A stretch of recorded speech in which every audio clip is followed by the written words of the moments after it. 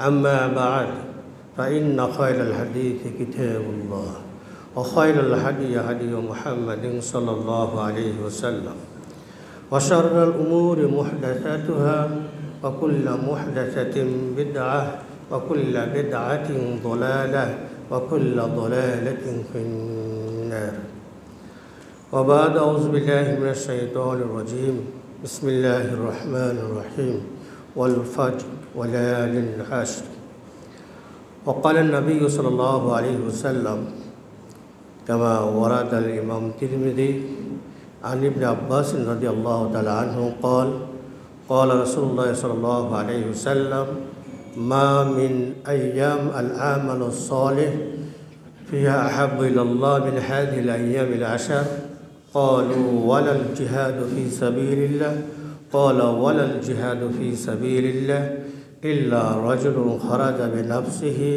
وماله فلم يرجع من ذلك بشيء الحمد لله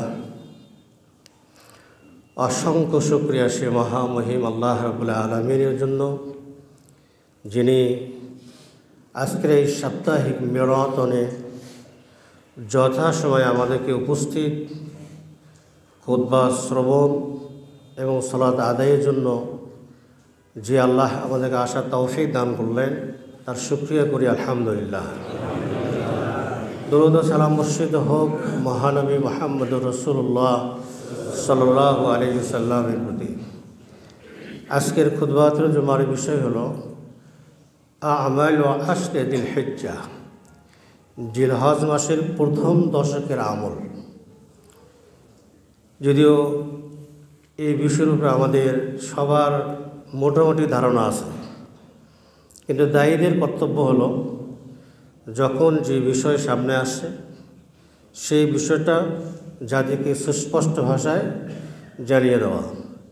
যেহেতু আমরা এই সময়ের মধ্যে আছি এবং জিলহজ মাসের এখনও যে আমলগুলো আমাদের সামনে আছে আমরা এগুলো আলোচনার প্রয়াস পাবো। আমার তৌফিক ইল্লা বিল্লাহিল আজিজিল আল্লাহ।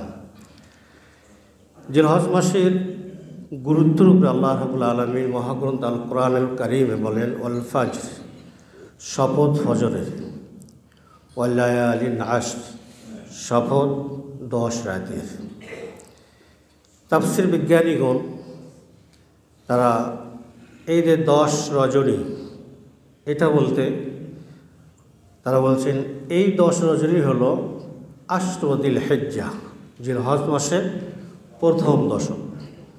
তাহলে আল কোরআনুল কারীম থেকে আমরা সূরা ফাজরের এই আয়াত থেকে জিলহজ মাসের গুরুত্ব পাই কিনা, যে আল্লাহ রাব্বুল আলামিন এই সময়টা এত গুরুত্বপূর্ণ তিনি এটার শপথ করেছেন। আর যদি আমরা হাদিস দিকে তাকাই তাহলে তো আমরা অনেক গুরুত্ব এবং অনেক আমল এই সময়ের মধ্যে আমরা পেয়ে থাকবো ইনশাআল্লাহ। তন্মধ্যে একটি গুরুত্বপূর্ণ হাদিস যা আমাদের অনেকে জানা থাকার কথা, অনেকে আমরা শুনিয়ে থাকব, সেটি বর্ণনা করছেন ইমাম তিরমিজি রাহমাতুল্লাহ এবং অন্য অন্য হাদিসের গ্রন্থে আছে। আমি যে সূত্রটি আপনাদের সামনে উপস্থাপন করব, যে হাদিসের ভাষা আপনাদের সামনে আমি উপস্থাপন করতে যাচ্ছি, এটি বর্ণনা করছেন ইমাম তিরমিজি। ইমাম তিরমিজি আমরা জানি আবু ঈসা তিরমিজি অনেক উঁচু মানের একজন মুহাদ্দিস। তিনি তার তিরমিজিতে বলেন হাদ্দাসানা হান্নাদ, আমার টিচার, আমার শিক্ষক হান্নাদ এই হাদিসটি আমাকে শিখিয়েছেন। তিনি বলেন হাদ্দাসানা আবু মুআবিয়া, আমার শিক্ষক আবু মুআবিয়া এই হাদিসটা আমাকে শিক্ষা দিয়েছেন। আনিল আমাশ, আবু মুআবিয়া তার শিক্ষক আমাশের কাছ থেকে হাদিসটা বর্ণনা করেন। আমাশ তার শিক্ষক আন মুসলিম, মুসলিমের কাছ থেকে তিনি এটি বর্ণনা করেন। মুসলিম তার শিক্ষক সাঈদ ইবনে জুবাইর তার কাছ থেকে বর্ণনা করেন যে সাঈদ ইবনে জুবাইর আমাকে হাদিসটা শিক্ষা দিয়েছেন। সাঈদ ইবনে জুবাইর তিনি বর্ণনা করেন আন ইবনে আব্বাস রাদিয়াল্লাহু তাআলা আনহু, বিশিষ্ট সাহাবী আব্দুল্লাহ ইবনে আব্বাস রাদিয়াল্লাহু তাআলা আনহুর কাছ থেকে তিনি শিখছেন। আব্দুল্লাহ ইবনে আব্বাস কার কাছে শিখছেন? তিনি শিখেছেন মুহাম্মদুর রাসূলুল্লাহ সাল্লাল্লাহু আলাইহি সাল্লামের কাছ থেকে। কী শিখেছেন একটু পরে যাচ্ছি আমরা। তাহলে আমরা যে জিনিসটি জানতে চাচ্ছি, এখন বলতে যাচ্ছি, শুনতে যাচ্ছি, যার প্রতি আমরা গুরুত্ব দেব, কিসের ভিত্তিতে গুরুত্ব দেবেন? সেটা সঠিক কিনা, তাই কিনা? সেই কথাটা সঠিক কিনা, সঠিক আপনি কীভাবে বুঝবেন? সঠিক বুঝবেন হাদিসের এই যে সানাদ, এই যে চেন, এটা যদি সঠিক হয়।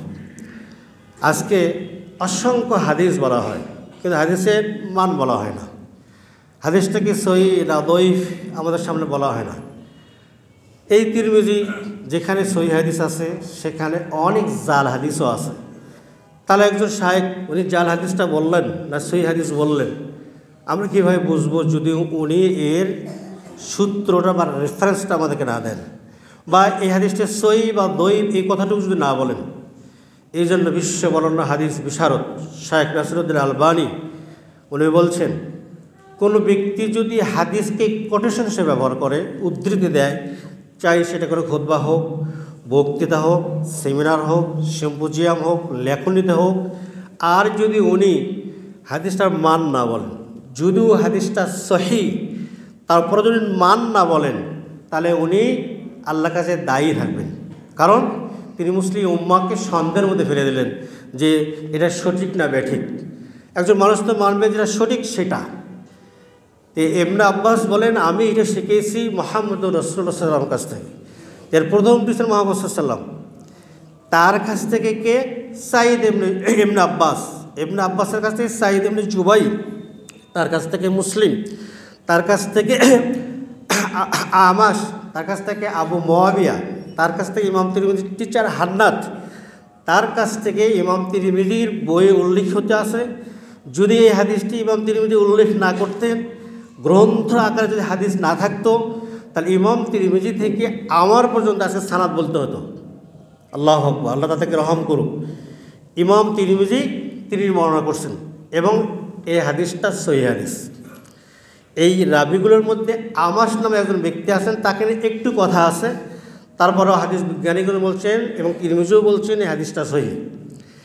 কি সহিহ হাদিসে আসছে? আল্লাহ রাসূল বলছেন, মা মিন আইয়ামিন আল আমালুস সালিহ, নেক আমল করার জন্য এমন কোনো সময় নেই, এমন কোনো দিবস নেই যে দিবসগুলা এই সময়ের চেয়ে আহাব্বু ইলাল্লাহ, আহাব্বু ইলাল্লাহ, আল্লাহর কাছে অধিক প্রিয়। কোন সেই দিবসগুলো? মিন হাযিহিল আইয়ামিল আশার, এই জিলহজ মাসের প্রথম দশকের চেয়ে। সাহাবীগণ আশ্চর্যান্বিত হলেন, কারণ আল্লাহ রাসূলের নেক আমল সম্পর্কে এবং আল্লাহর কাছে প্রিয় আমল সম্পর্কে সাহাবীদের কাছে চার্ট আছে, তারা জানেন। কিন্তু আল্লাহ রাসূল এখানে কী বললেন? এই জিলহজ মাসের প্রথম দশকের সময় যে নেক আমলগুলো করা হয়, এই নেক আমলগুলোর চেয়ে আহাব্বু ইলাল্লাহ, আল্লাহর কাছে অধিক প্রিয় আমল আর নেই। তার মানে এই সময়ের আমলগুলো একেবারে আল্লাহর কাছে প্রিয়। সাহাবীগণ আশ্চর্যান্বিত হয়ে জিজ্ঞাসা করলেন, ওয়ালাল জিহাদু ফি সাবিলিল্লাহ, তাহলে কি আল্লাহর রাস্তায় জিহাদ করাও এর চেয়েও কি বেশি এটা? কারণ এই তো সাহাবীদের কাছে আল্লাহর কাছে অধিক প্রিয় আমলের লিস্ট আছে। সেই লিস্টের মধ্যে কী পাওয়া গেছে? আল্লাহর কাছে অধিক প্রিয় আমল কি? জিহাদ। আল্লাহ রাসূল বললেন, ওয়ালাল জিহাদু ফি সাবিলিল্লাহ, হ্যাঁ, আল্লাহ রাস্তায় জিহাদ করার চেয়েও এর সব বেশি। তবে ইল্লা রাজুলুন খারাজা বিনাফসিহি ওয়া মালিহি, এমন এক ব্যক্তি যিনি বৈধ জিহাদে অংশগ্রহণ করেছেন সশরীরে এবং তার অর্থ দিয়ে, ফালাম ইয়ারজি মিন যালিকা বিশাই, তার মালও ফিরে আসে নাই, তিনিও বাসায় রিটার্ন করেন নাই, মানে তিনিও শহীদ হয়েছে, তার সম্পদগুলো জিহাদে ব্যয়িত হয়েছে। এই ব্যক্তির চেয়ে বেশি না, অর্থাৎ শহীদের চেয়ে বেশি না, সাধারণ জিহাদের চেয়েও জিলহজ মাসের প্রথম দশকে স্ট্রাগল করা, নেক আমলের জন্য আপ্রাণ চেষ্টা করা, এই যে সওয়াব, এটা সাধারণ জিহাদের চেয়েও বেশি। সানাত আগেই বলেছি, ইমাম তিরমিজি এটা বর্ণনা করছেন এবং হাদিসের মান সহি। এই হাদিসটা সহি স্তরের হাদিস। আমরা এই হাদিস থেকে কী কী জানতে পারি? প্রথম আমরা জানলাম যে আল আমাল সালেহ, এই সময়ে যে নেক আমলগুলো আছে আল্লাহর কাছে অধিক প্রিয়। তার আমাদের জানা দরকার মা হল আমাল সালেহ, নেক আমল কি, এটা একটা দিক আমরা এখানে পাই। দ্বিতীয় হলো আল্লাহর কাছে অধিক প্রিয় আমল। তাহলে কি আল্লাহর কাছে অধিক প্রিয় আমল বলতে কিছু আছে নাকি? আমরা এর একটা লিস্ট আপনাদের দেওয়ার চেষ্টা করব। অন্তত এই হাদিসের এই দুটি ব্যাখ্যা আমরা দেওয়ার চেষ্টা করব। আর আল হাদিস ইউশাররিহু বাদুহা বাদা, হাদিসের ব্যাখ্যা আপনি কী দিয়ে করবেন? একটা হাদিস অন্য অন্য হাদিসের কী করে ব্যাখ্যা করে। ওয়াল আয়া ইউফাসসিরু বাদুহা বাদা, আরেকটি আয়াত অন্য অন্য আয়াতে কী করে ব্যাখ্যা করে। সুতরাং আপনি কোনো বিষয় সম্পর্কে যখন জানতে চাবেন তখন ওই বিষয় আরও অন্য অন্য গ্রন্থরাজি থেকে তথ্য সংগ্রহ করে সম্পূরক জ্ঞান নেবেন, তাহলে এই বিষয়কে আপনার কি সঠিক জানা হবে। প্রথমে আসুন আল আমাল সালেহ, নেক আমল। মানুষ যাই করে মনে করে কি সেটাই নেক আমল, না সেটাই নেক আমল না। দুটি শব্দ, একটি হলো কি আল আমাল। আমাল মানে কি কাজ, আমাল মানে কি কাজ। আল আমাল সালেহ, সালেহ মানে কি নেক কাজ। তাহলে নেক কাজ কোনটা? নেক কাজ কোনো ইমামের ব্যক্তি প্রসূত কোনো মতাদর্শ, সেটা কি নেক আমল? কোনো দার্শনিক পণ্ডিতের দর্শন অনুযায়ী কার্য বাস্তবায়ন করার নাম কি নেক আমল? কোনো নেতা ও নেত্রীর তার কোনো নির্দেশনা বাস্তবায়ন করা, এটা কি নেক আমল? না, নেক আমল না। নেক আমলের জন্য কিছু শর্ত আছে, তবে প্রধান দুটি জিনিস মনে রাখতে হবে। কোনো কাজ যদি নেক আমল হতে হয় তাহলে ওই কাজটির মূল ভিত্তি আল কোরআনে থাকতে হবে। দুই, ওই কাজটি কিভাবে আপনি বাস্তবায়ন করবেন এর রূপরেখাটা নিতে হবে কেবলমাত্র মুহাম্মদুর রাসূলুল্লাহ সাল্লাল্লাহু আলাইহি সাল্লামের কাছ থেকে। মনে রাখবেন কথা দুটি।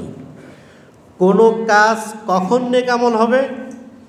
যদি ওই কাজের সূত্র কোরআন দ্বারা প্রমাণিত হয়, হাদিস দ্বারা প্রমাণিত হয়। কোরআনেও আছে, হাদিসও আছে, ওই কাজের রূপরেখাটা আপনি রাসূলের কাছ থেকে নেন নাই, তাহলে ওই কাজ করলেও ওইটা নেক আমল না, ওটা নেক আমল না। নেক আমল হতে হলে ওই কাজের রূপরেখাটা বিশ্বনবী মুহাম্মদুর রাসূলুল্লাহ সাল্লাল্লাহু আলাইহি ওয়াসাল্লামের কাছ থেকে নিতে হবে। যার কারণে আজকে অসংখ্য বিদআত আমাদের সামনে আসছে। কী জন্য? যে এই কাজটা তো কোরআনে আছে, তাহলে বিদআত হবে কেন? এই কাজটা তো হাদিসে আছে, বিদআত হবে কেন? বিদআত হবে এই জন্যই যতক্ষণ পর্যন্ত না সে কাজটি রাসূলের তরিকায় না হচ্ছে ততক্ষণ পর্যন্ত সেটা নেক আমল না। যেমন মনে করুন, আমরা একটু পরেই খুতবা সমাপ্ত হলে একজন ইমামের নেতৃত্বে আমরা জামাত করে নামাজ পড়ব না?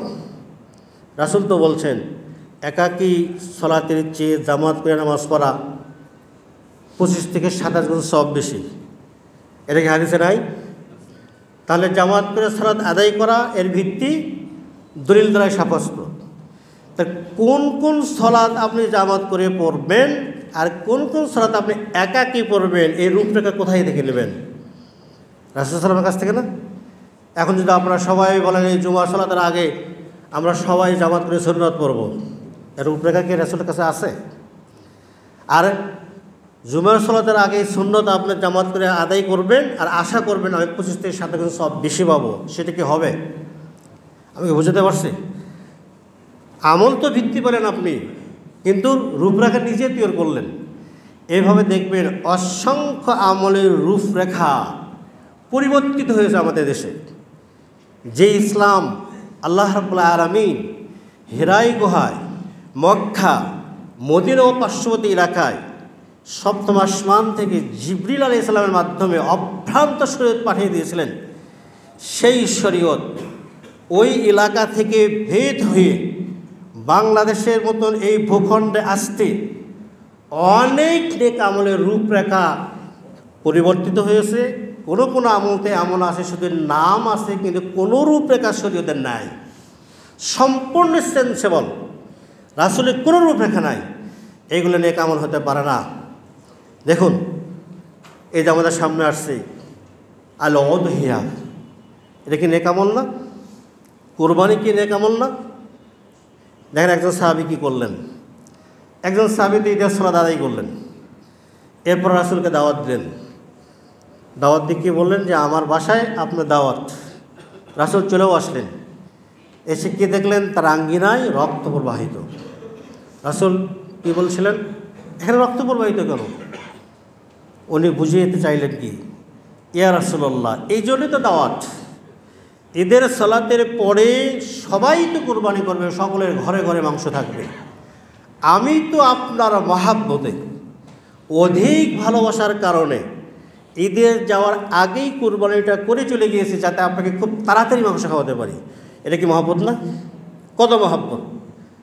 রাসূল কি বললেন, ইযবাহ মাকানহা উখরা, না এটা হয় নাই, তুমি এই জায়গায় আরেকটি কুরবানি করো। বলছেন কি না?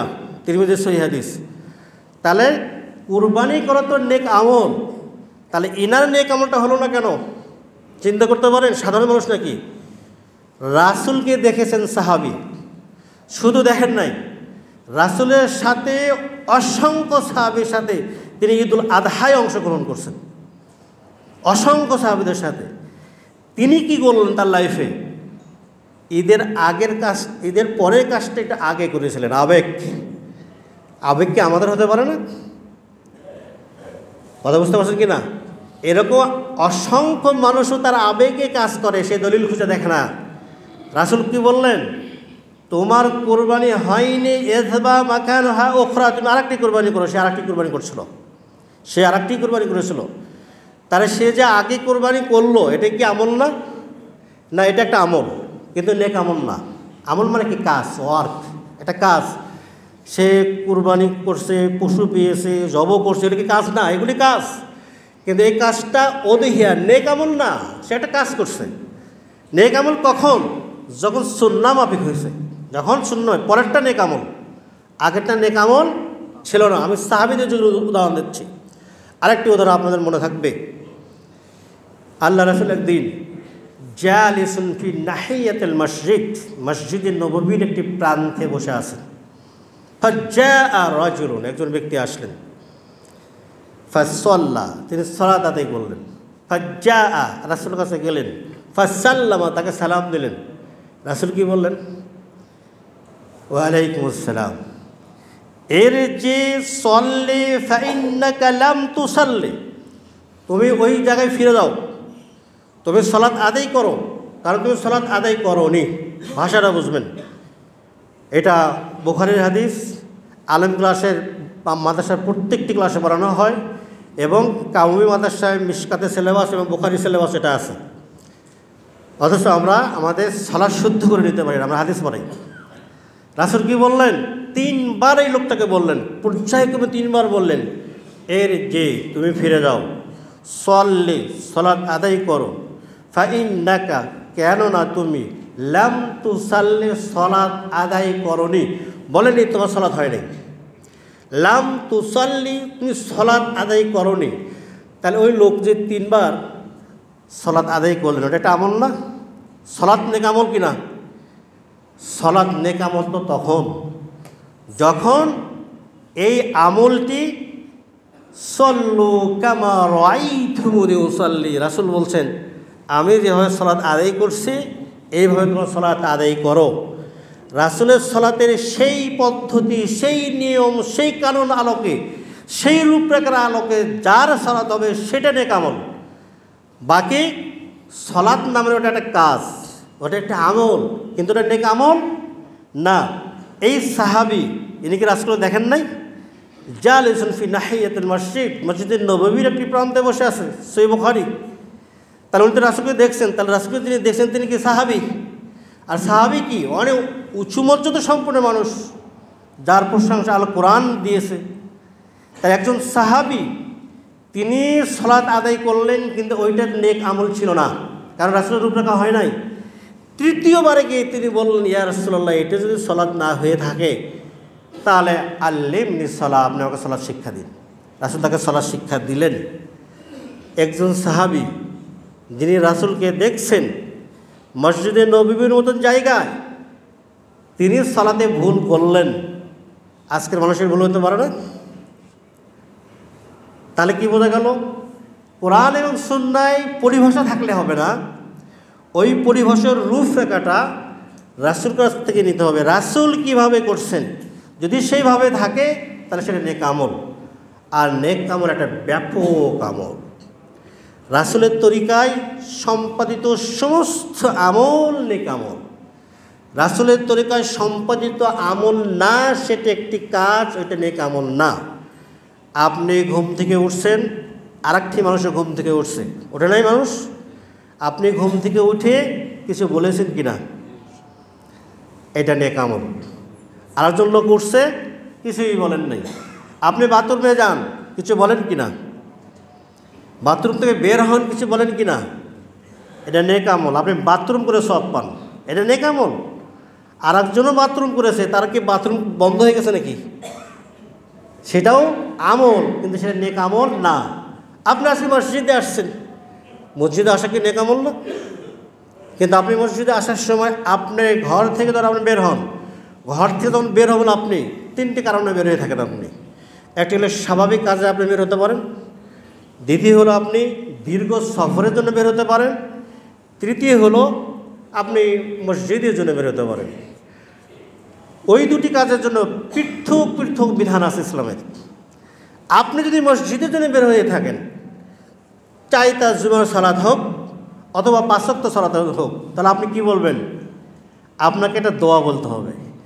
ঘর থেকে বের হওয়ার সময় দোয়া বলতে হবে। আপনি যদি সেই দোয়া পড়ে আজকে এসে থাকেন, মসজিদের দরজায় এসে যদি ঢোকার জন্য দোয়া পড়ে থাকেন, তাহলে তো আপনি একটি নেক আমল করছেন। আর না হলে তো আপনার কাজটা একটা আমল হয়েছে, নেক আমল হয় নাই, নেক আমল হয় নাই। এইভাবে প্রত্যেকটি ক্ষেত্রে যত কাজ আছে, ওই কাজটি যখন আপনি কোরআন এবং সুন্নাহর আলোকে করবেন সেটা হলো নেক আমল। আর যদি আপনি কোরআন এবং সুন্নাহর আলোকে না করেন তাহলে ওটা একটি কাজ, কিন্তু সেটা নেক আমল না। আল্লাহ রাব্বুল আলামিন তিনি আমাদের কাছ থেকে যে জিনিসটা চেয়েছেন সেটা কি?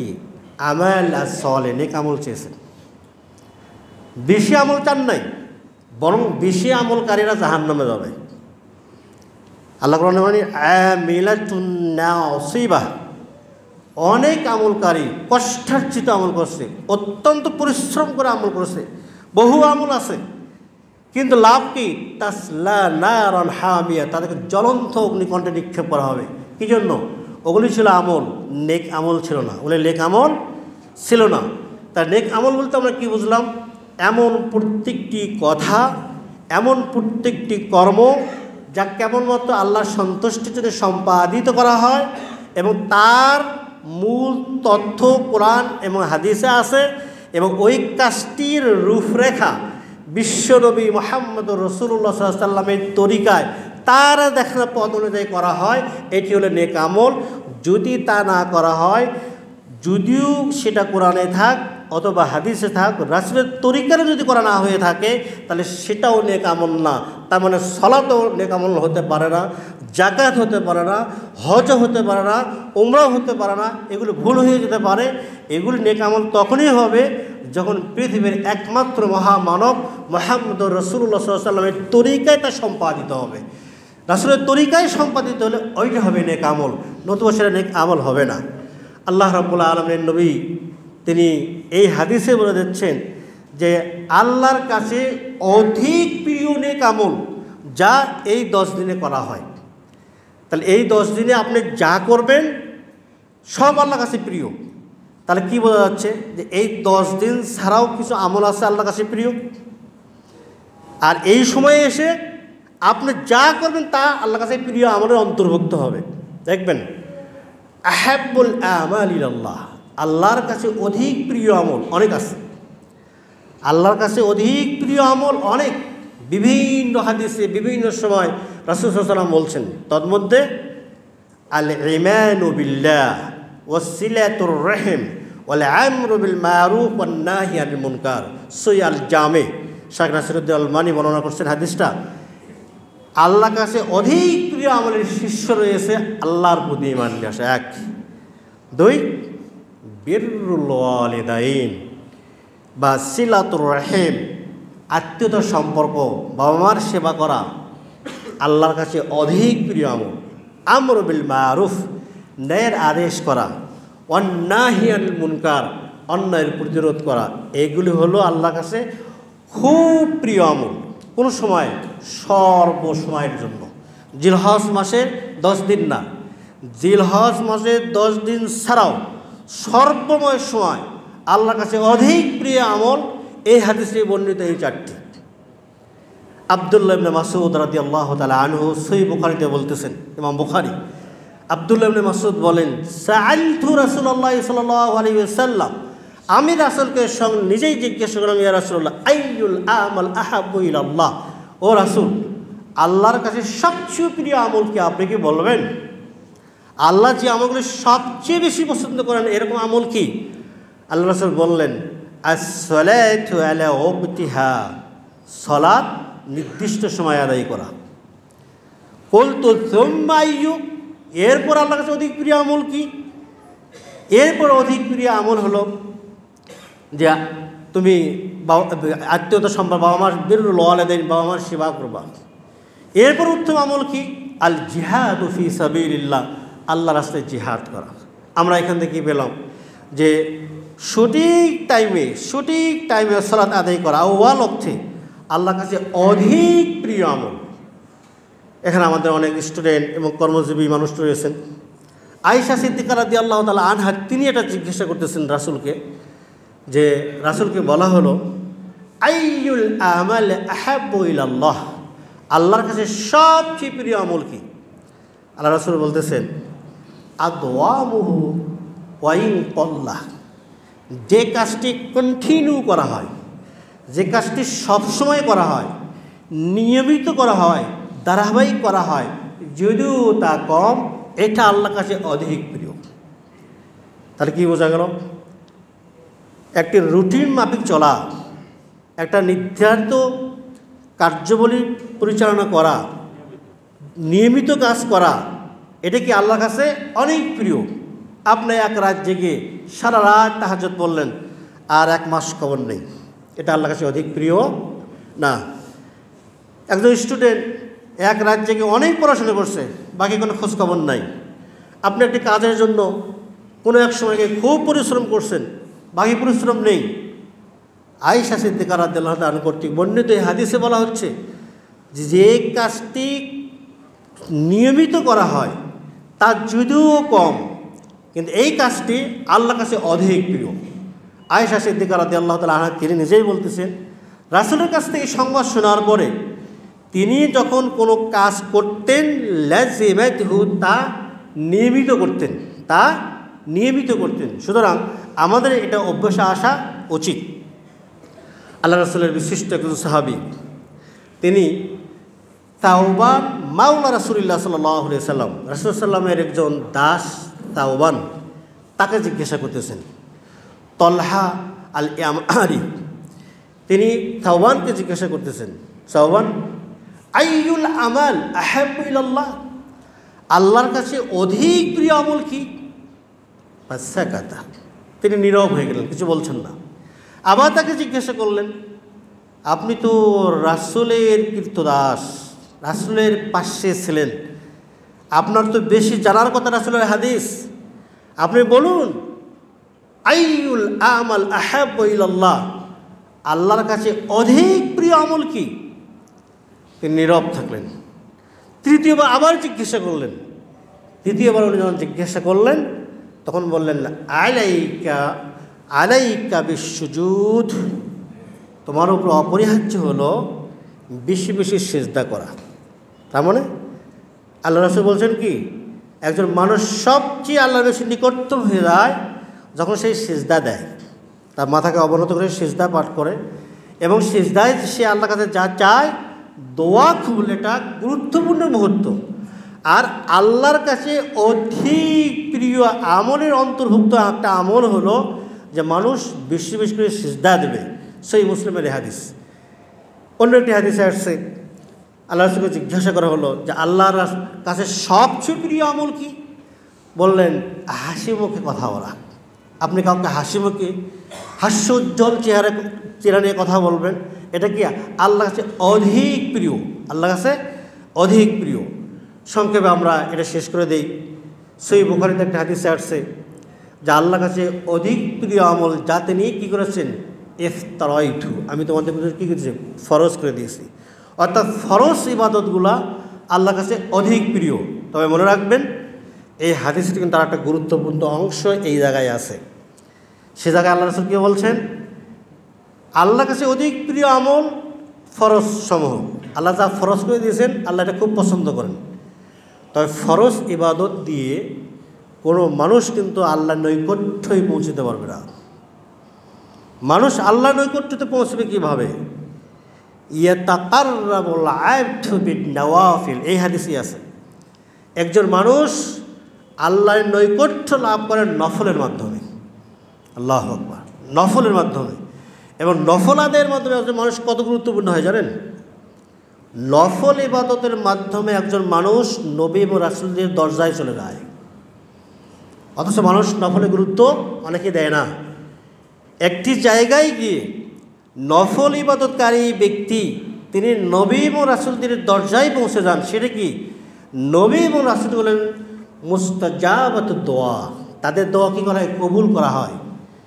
আল্লাহ রাসূল এই হাদিসে বলছেন নফল সম্পন্নকারী ব্যক্তি আমার এত নিকটে চলে যায়, হাদিসে লাস্ট বলা হচ্ছে ওয়াইন সাআলানি লা উতিয়ান্নাহু ওয়াইন ইসতাআযানি লা উইযান্নাহু, সহিহ বুখারী। নফল ইবাদত সম্পন্নকারী ব্যক্তি তিনি যদি আল্লাহর কাছে কিছু চান আল্লাহ তাকে অবশ্যই দিয়ে দেন। তিনি যদি আল্লাহর কাছে কোনো আশ্রয় চান, যদি বলেন আল্লাহ আমি এই বিপদে পড়েছি, এই সমস্যায় আছি, আমি এই রোগের আক্রান্ত, আমার কোনো জায়গা না, ডাক্তার ভালো করতে পারছে না, আমার এই সমস্যা, যদি সে কোনো আল্লাহর কাছে আশ্রয় চায় আর তার নফল ইবাদত থাকে, নফল সালাত থাকে, নফল সিয়াম থাকে, নফল সাদাকা থাকে, আর সেটের ওসিলা করতে আল্লাহর কাছে চায়, আল্লাহর রাসূল বলে দিচ্ছে লা উইদান্নাহু, অনেকগুলো নিশ্চিত শব্দ বলছে, লা মানে অবশ্যই, ওই দান নাই যে নুনের তাসদিদ, যারা আরবি গ্রামার পড়ছেন তারাও জানবেন, এটার মনে কি নিশ্চিত, অবশ্যই আমি তাকে আশ্রয় দেব। আল্লাহু আকবার। যদি সে চায় অবশ্যই তার চাওয়াকে আমি পূরণ করে দেব। যদি সে আমার কাছে আশ্রয় চায় তাহলে আমি অবশ্যই তাকে আশ্রয় দেব। তাহলে আপনি এইরকম একটা ব্যক্তিত্বে পরিণত হন নফলের মাধ্যমে, যাতে করে আপনি আল্লাহর কাছে আপনার চাওয়া পাওয়াকে আদায় করে নিতে পারেন। তবে আল্লাহর কাছে অধিক প্রিয় আমলের তালিকায় যে আমলগুলো আছে এগুলো কিন্তু ফরজ। আমরা এই যে তালিকাগুলো বললাম সাহাবীদের জানা ছিল যে আল্লাহর কাছে অধিক প্রিয় আমল বলতে এইগুলো এবং আরও আছে। কিন্তু আল্লাহ রাসূল কি বললেন যে মা মিন আইয়াম আল আমাল সালিহ ফিহিন্না আহাব্বু ইলাল্লাহ মিন হাযিহিল আইয়ামিল আশার, এই জিলহজ মাসের প্রথম দশকে যে নেক আমল করা হয় তার চেয়ে অধিক প্রিয় কোনো আমল আর আল্লাহর কাছে নেই। তার মানে আল্লাহর কাছে অধিক প্রিয় আমল তো সারা বছরে কিছু আছে, যার তালিকা আমরা জানলাম, আরও আছে। আল্লাহ খুব পছন্দ করেন ওই আমলগুলা। আর এই জিলহজ মাসের এই 10 তারিখে যত আমল করা হবে সমস্ত আমলগুলি আল্লাহর কাছে প্রিয় আমল।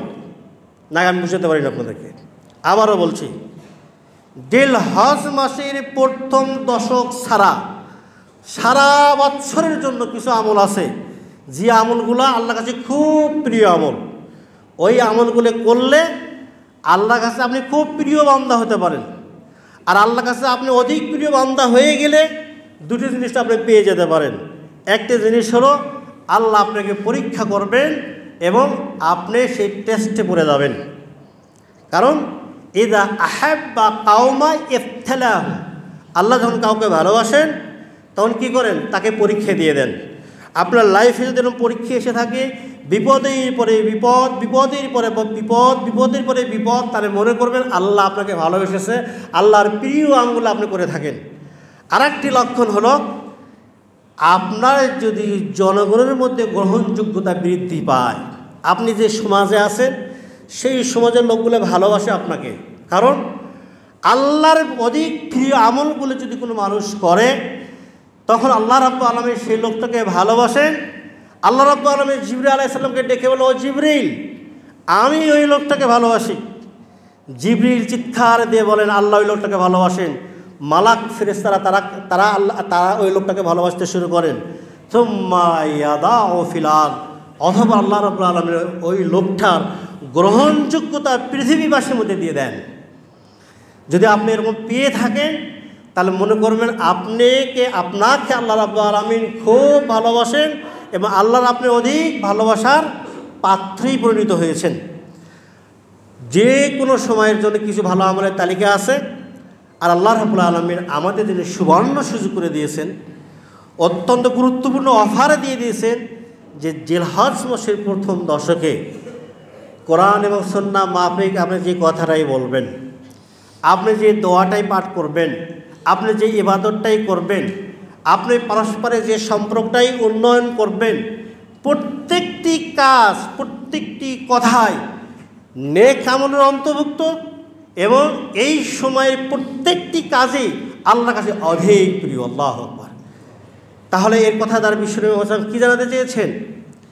তিনি জানাতে চেয়েছেন এই 10টি দিনে, জিলহজ মাসের এই প্রথম দশকে আল আমাল সলের এই জায়গায় আপনাকে খুবই পরিশ্রমী হতে হবে এবং নেক আমলের যতগুলো সাইট আছে তা আপনাকে অত্যন্ত জোরদার করতে হবে। কারণ এই সময়ে যে কোনো নেক আমল আল্লাহ খুব পছন্দ করেন।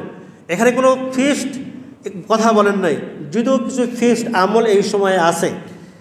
জিলহজ মাসের প্রথম দশকের মধ্যে কিছু ফিক্সড আমল আছে, যেমন আপনি 9টি সিয়াম রাখতে পারেন ফিক্সড আমলের ভেতরে।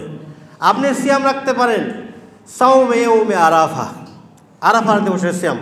এই 10 দিনের মধ্যে ফিক্সড উল্লেখ করা, যেমন কাতাদা থেকে বর্ণিত রাসূল সাল্লাল্লাহু আলাইহি ওয়াসাল্লাম বলছেন, সিয়ামু ইয়াউমি আরাফা আহতাসিবু আলাল্লাহ আন ইউকাফিরিস সানাতাল্লাতী ক্বাবলাহু ওয়া সানাতাল্লাতী বা'দাহু।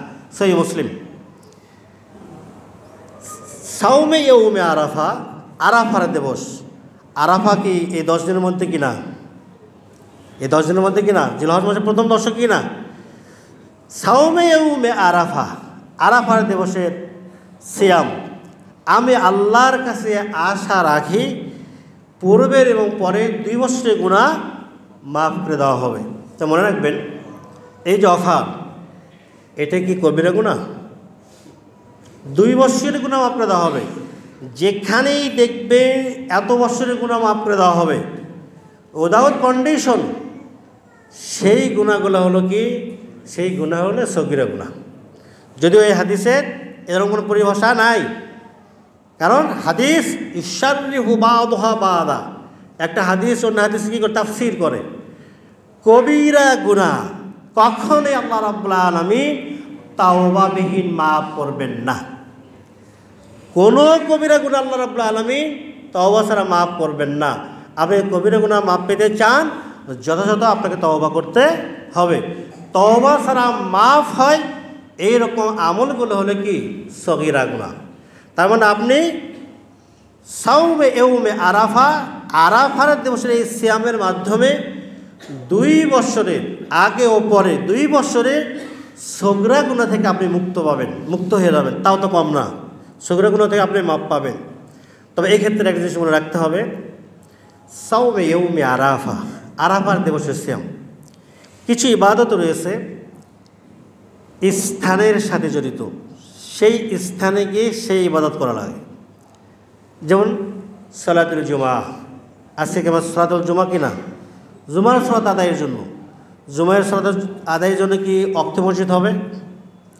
নিজের ঘরে হবে? কোথায় আসতে হবে? আল মসজিদুল জামে, জামে মসজিদে আসতে হবে।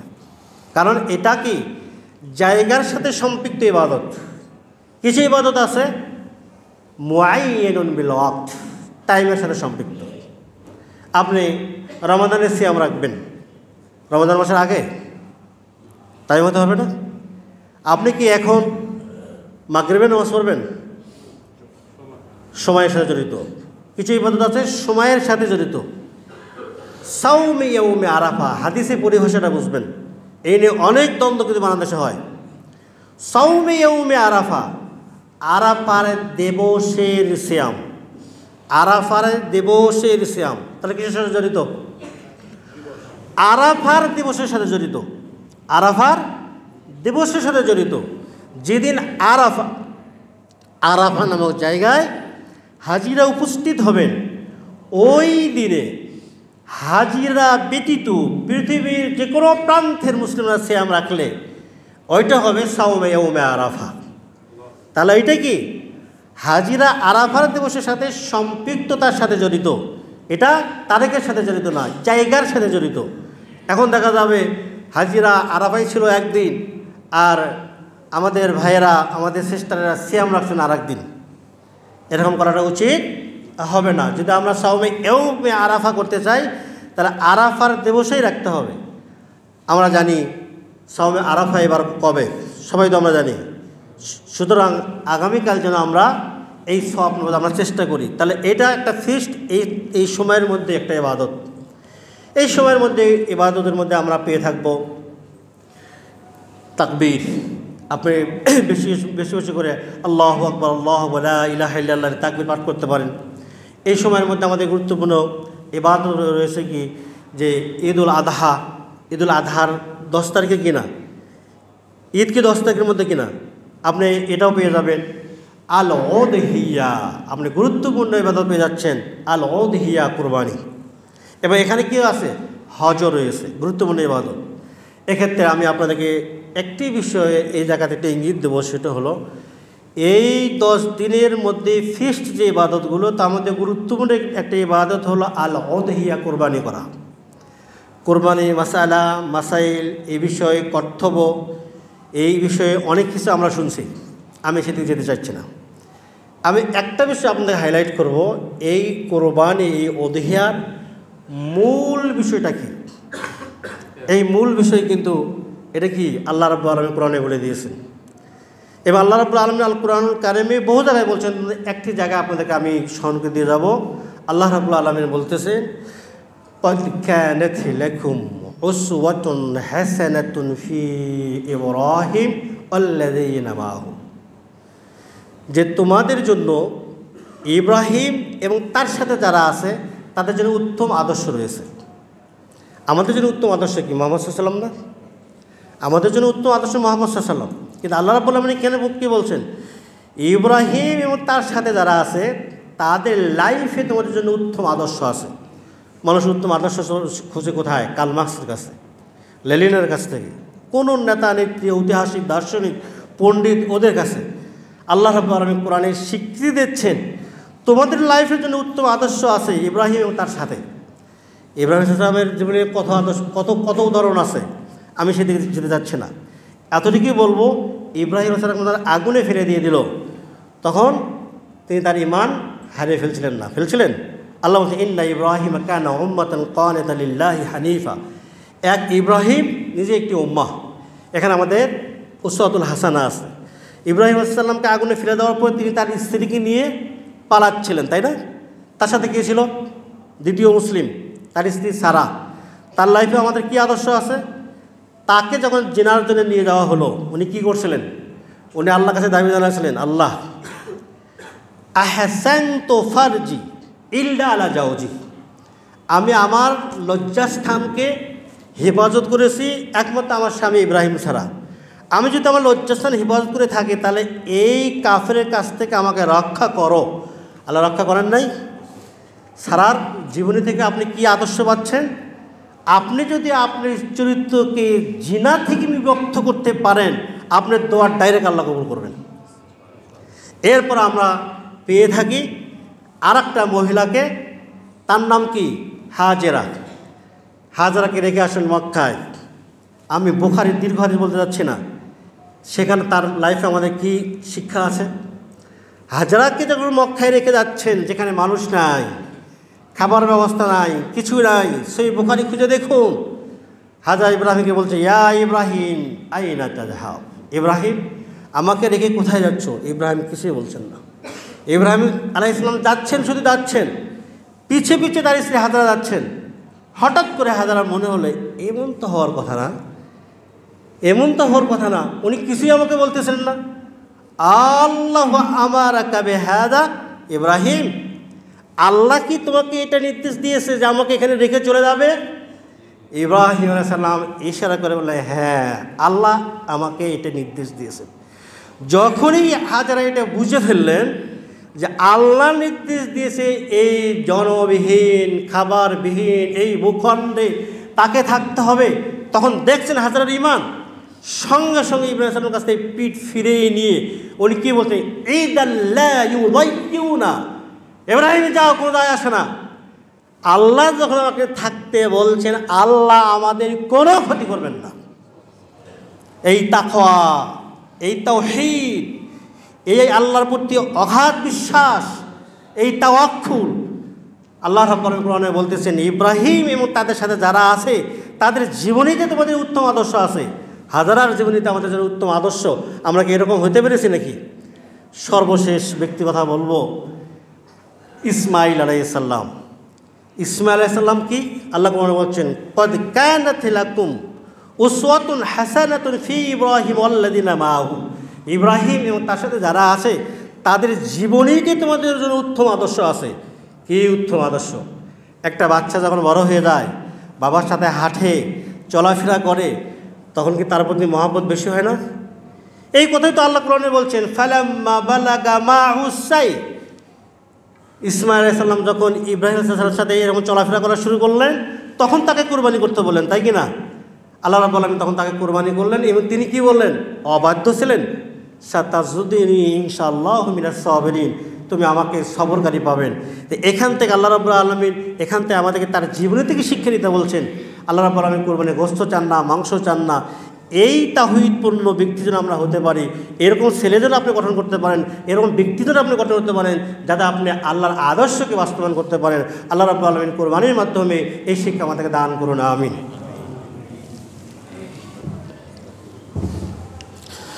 ইন্নাল হামদুলিল্লাহ রাব্বিল আলামিন ওয়াসসালাতু ওয়াসসালামু আলা আশরাফিল আমবিয়া ওয়াল মুরসালিন